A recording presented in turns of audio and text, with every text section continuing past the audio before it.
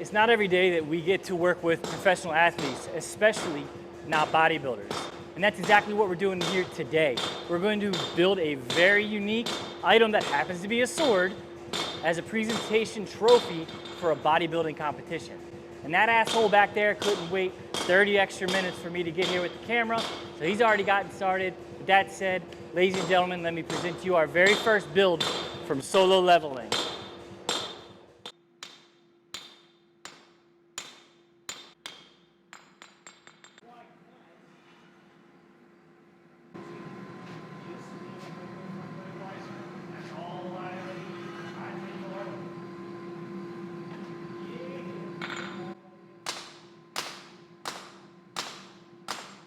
Well, yeah, the blade is drawn out, the hole is punched. I was here, Matt wasn't. Work doesn't stop because Steven Spielberg, oh my God, is not on set. So let's just go on with the beveling.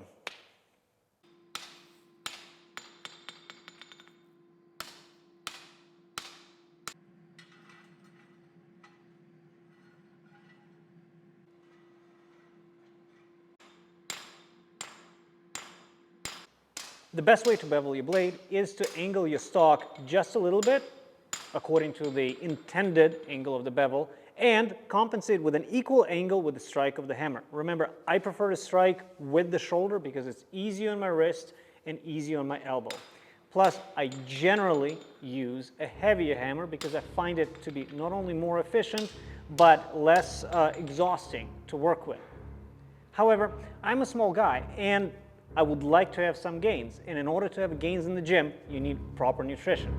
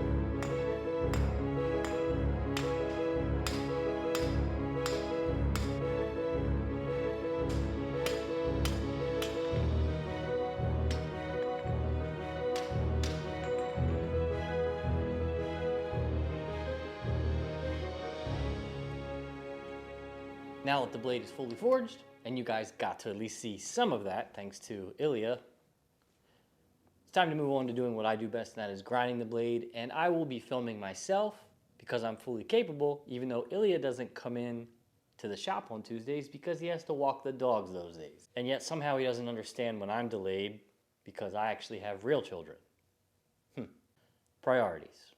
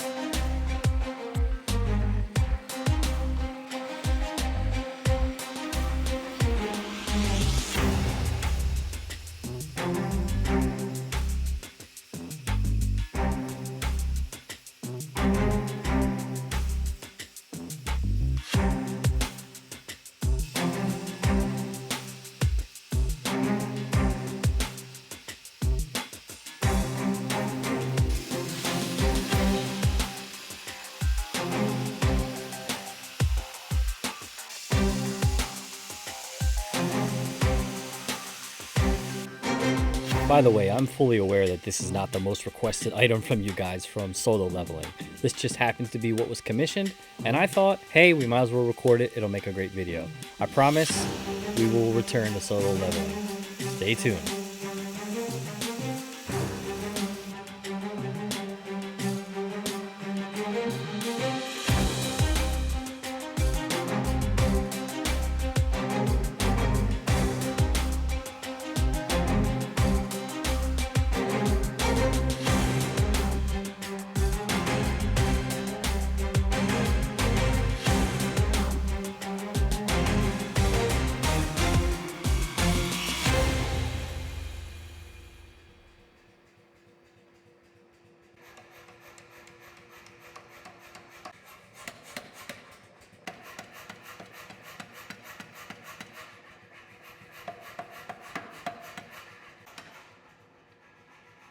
For the overlays for the Plum Blossom Sword, I try to forge out them, but honestly, the graphic designers worked with 3D rendering. Those don't always work very well with forging, so we ended up cutting them out by hand and painstakingly forming them with Dremel and stuff. But we left the forging in because if the sword would have been bigger, those forgings would have been perfect. But you know what is actually perfect? So when you're making a roast at home, you preset your oven at 500 degrees. You take your meat, you bind it, and you put some garlic inside with coarse salt. And then you roast the roast first at 500 degrees for about half an hour. And then you can either switch off the oven because it naturally drops temperature, or set up to 175 degrees Fahrenheit for 20 minutes per pound of meat. And then your roast gets perfect, medium rare.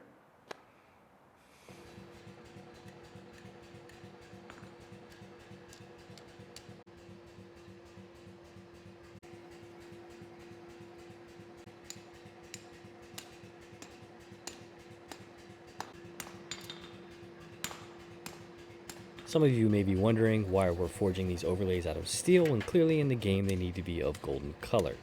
We're doing this because, well, we need to attach them somehow, and some of these might need a little bit of weld onto the blade when they're finished out. So doing them out of steel lets us do that, and we can always add some brassing to them later.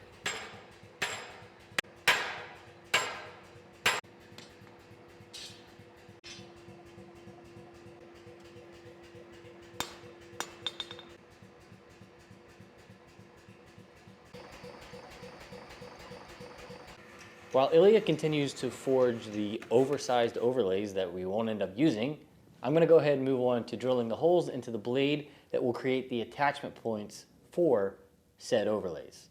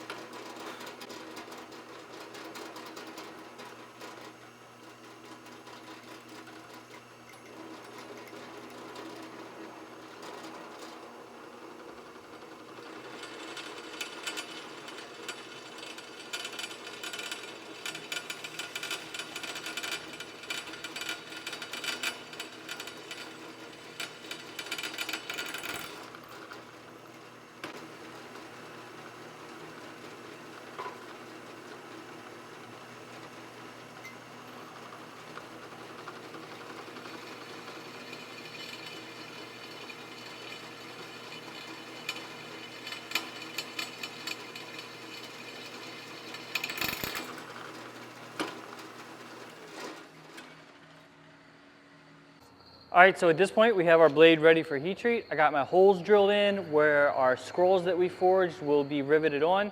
Some of them are going to get welded around the perimeter, but the ones that go in here on the interior of the blade, we have to do some blind riveting. Now, one thing I noticed in the artwork is that it does have a fuller. My plan was to do that after heat treating. But the fuller has this distinct kind of jagged zigzag in it. I'm going to be using both carbide cutters and a Fordham tool in combination with hand engravers. So to do that work, you have to do it before heat treating. Otherwise, you're just going to wreck your tooling over and over and over. That said, let's get to work.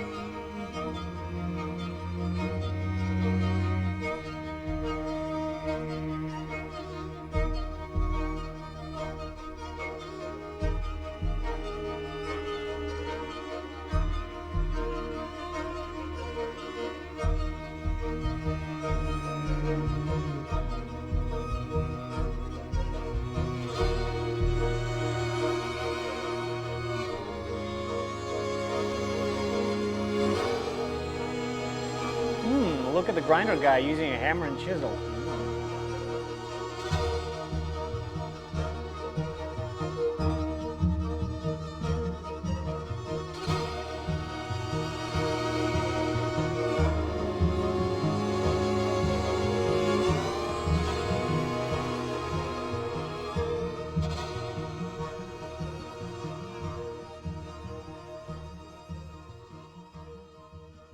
All right, now let's move on to getting this blade hardened. Heat treated and tempered, and we can move on to polishing it. Speaking of heat, I like a little extra jalapeno in my chili. And chili is a great high protein, easy to fix meal that only gets better as it sits in the fridge day to day. So you can have it the day you make it, and it only gets better throughout the week. Highly recommend.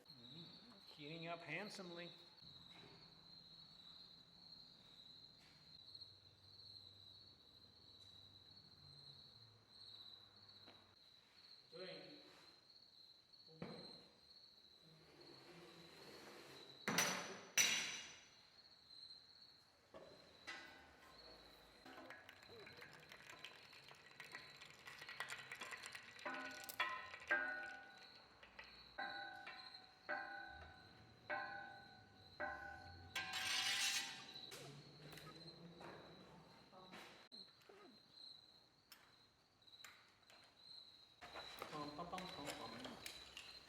So the best way to cook a proper burger, you know, a lot of people have trouble getting the perfect medium rare on a burger.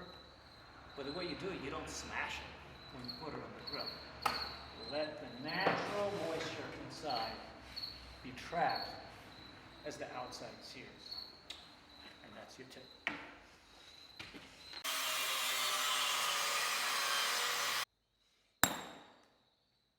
The name of the sword is the Plum Flower Sword. Well, actually, it's the Demonic Plum Flower Sword, but I don't know what the obsession with demons and anime is. But either way, we have to create a bunch of flowers that are going to be riveted in different places on this blade and on the overlays.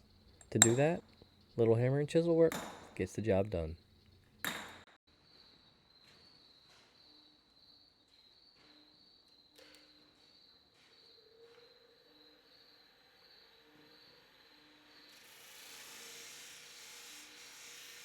With the pieces all made, now time to move on to polishing the blade. Now the finish on this blade has to be spot on. I always try to make my finishes nice, but we're gonna try a very, let's just say, risky thing later on to achieve the coloring in the blade that we need, and that finish has to be blemish free for this to have any chance of working.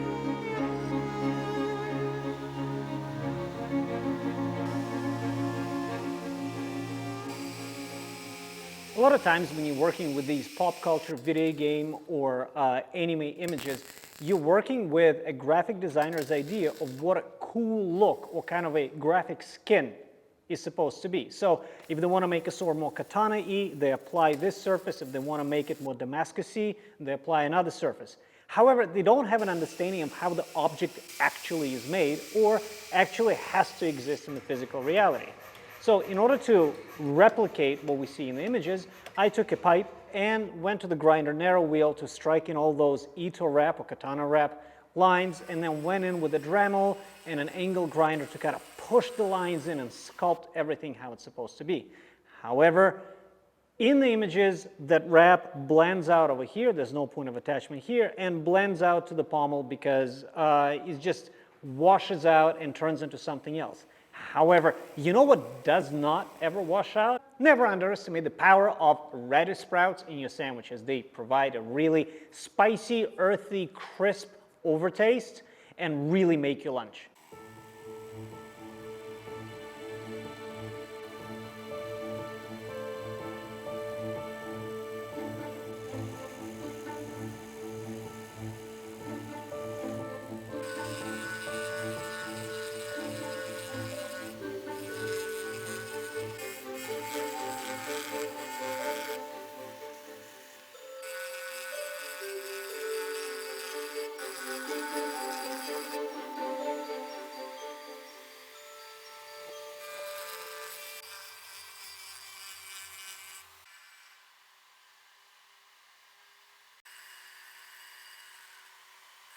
As I alluded to earlier in the video, we have to turn most of these steel parts we've made into brass parts, or at least give them a brass or golden color. And the way we're going to do that is by doing something that we call brassing, where you heat the steel up to around 600 to 800 degrees and then use a solid brass brush and brush that brass onto the surface of the steel. It deposits on there in a very nice thick coating.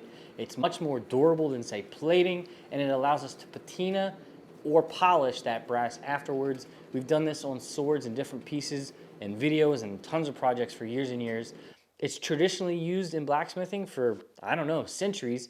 You notice it a lot of times on like picket fences. You'll see the top of the picket being brass. Well, originally, you know, they probably paint them these days, but originally they just use a little brass brush. It's really durable, it's a great finish. Just heat the pieces up, brass it on, money.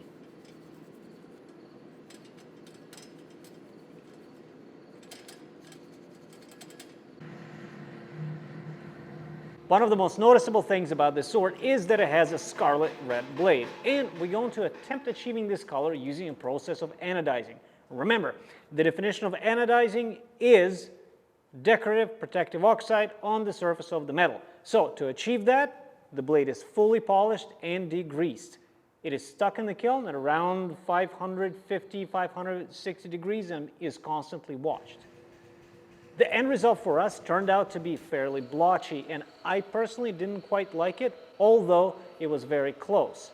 Now, because oxidation is a chemical process, what your surface looks like matters. Your surface area matters because the gases, the oxygen that's in the air, gets stuck to the metal and turned into an oxide, a type of magnetite that reflects light at a different wavelength. Because the blade is so long and the fuller traps air around it, so the chemical reaction happens at the fuller at a different rate than on the flat of the blade, the color differences start emerging. And we don't want differences, we want a uniform. So that's something we will try in the future. We'll probably install a circulation system in the kiln to really, really nail down anodizing on large complex pieces. However, this time we had to do something else instead of failing on our deadline. Remember, it's a prize for an athletic competition. Speaking of deadlines and speaking of budgets, if you are in fact on a budget, I recommend meal prep. And in choosing meal prep, my suggestion is choosing something simpler, because with the power of sauces on garnishes, one meal turns into something else. A rice bowl with beans turns into a burrito with a slight adjustment of wraps. Don't like burritos? Add a little bit of more vegetables or more chipotle sauce, and it turns into a tasty lunch that you can take to work.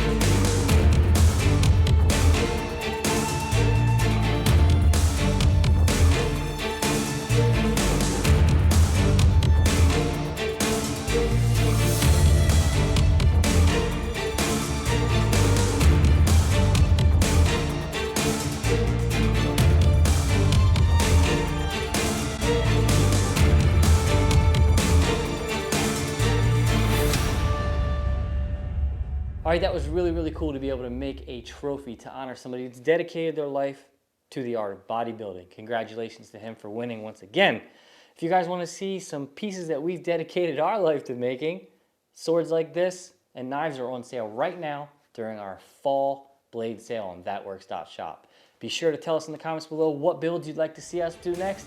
And as always, we ask you to consider subscribing to this channel, That Works. Don't forget to like the video. Check out our swords. Thank you.